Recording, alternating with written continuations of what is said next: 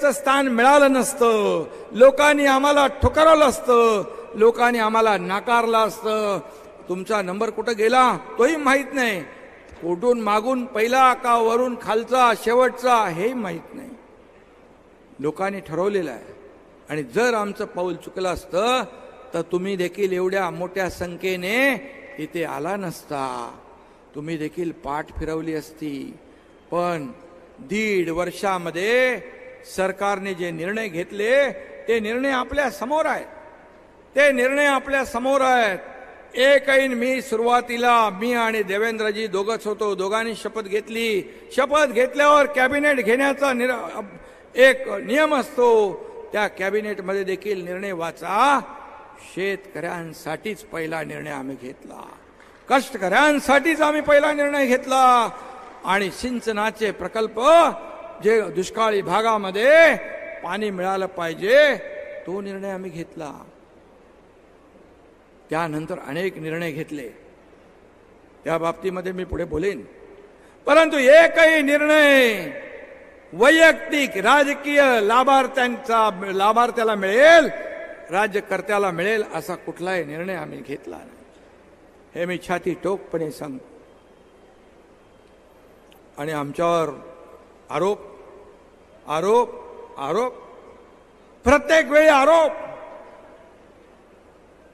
आरोप करण्याचा अधिकार तुम्हाला आहे.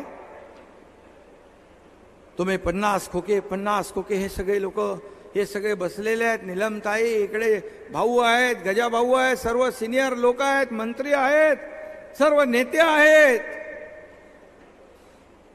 शिवसेना सोडून इतर पक्षातले लोक येत आहेत, इतर संघटना येते आहे, वारकरी येत आहेत, आध्यात्मिक लोक येत आहेत, सगळे लोक येत आहेत. काय येत आहेत मी त्यांची नावं घेत नाही, परंतु या समाजामध्ये ज्यांना लोक पायाला हात लावून नमस्कार करतात अशी अनेक व्यक्तिमत्व आहे, त्यांची मी नावं घेणार नाही. पण त्यांनी देखील आपल्या निर्णयाचं स्वागत केलं, चांगला निर्णय महाराष्ट्रासाठी घेतला म्हणून त्यांचे मला फोन यायचे आणि तेही देखील मला बळ, ऊर्जा आणि प्रेरणा मिळत गेली.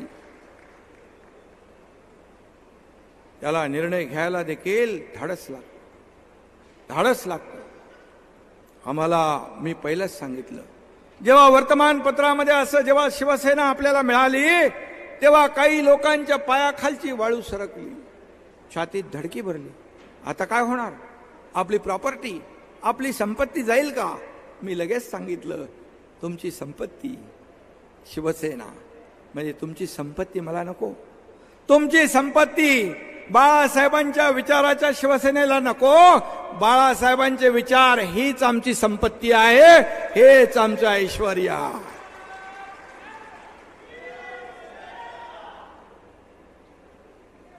तुम्ही काय केलं? तुम्हाला कोणीतरी मध्ये म्हणालं, यांना तर खोके पुरत नाही, यांना कंटेनर लागतात. आणि त्याचा साक्षीदार सगळ्यात जास्त मी असू शकतो. काय गुलाबराव, केसरकरांना नाही माहित आहे, तानाजीरावांना नाही माहित आहे, सगळ्यांना माहित आहे. आणि म्हणून उदय सामंत इकडे आहे. परंतु आज एकदा जेव्हा शिवसेना मिळाल्यानंतर, धनुष्यबाण मिळाल्यानंतर एक पत्र आलं समोरून की शिवसेनाच्या खात्यातले 50 कोटी रुपये आम्हाला पाहिजेत, ते आम्हाला द्यावे. मला आशिष कुलकर्णी आणि सचिनने सांगितलं, किरणने सांगितलं. मी एका क्षणाचाही विलंब लावला नाही. मी म्हणालो, यांना बाळासाहेब नकोत, बाळासाहेबांचे विचार नकोत, यांना फक्त पैसे पाहिजे. 50 कोटी तातडीने देऊन टाका. 50 कोटी रुपये तातडीने दिले. 50 खोक्यांचा आरोप करणारे तुम्ही 50 खोके मागताना जरा जनाची नाही तर मनाची तरी काय ते वाटली पाहिजे होती.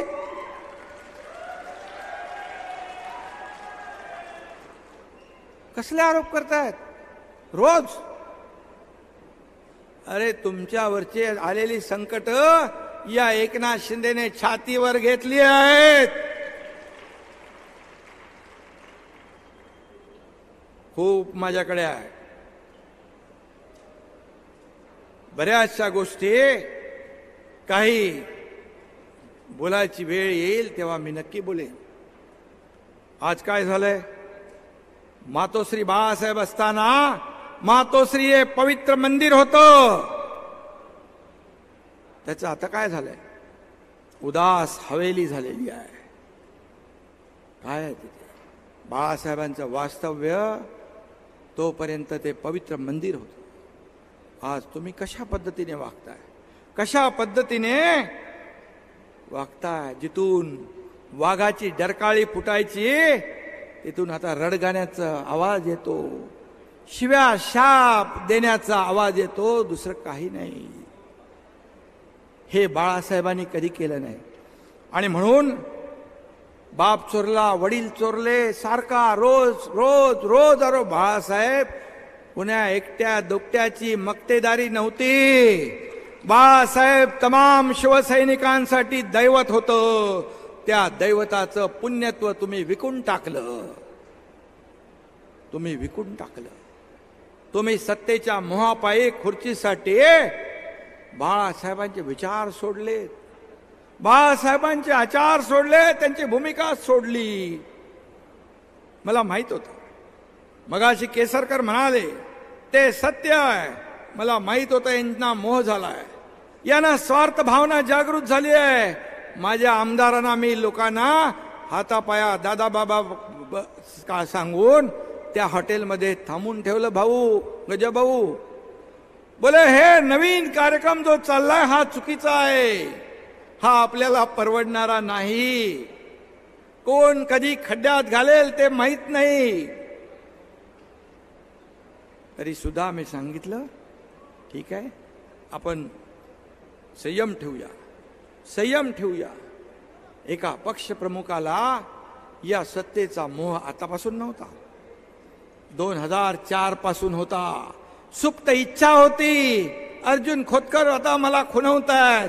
अर्जुन खोतकर साक्षीदार आहेत, आणखी काही लोक साक्षीदार आहेत.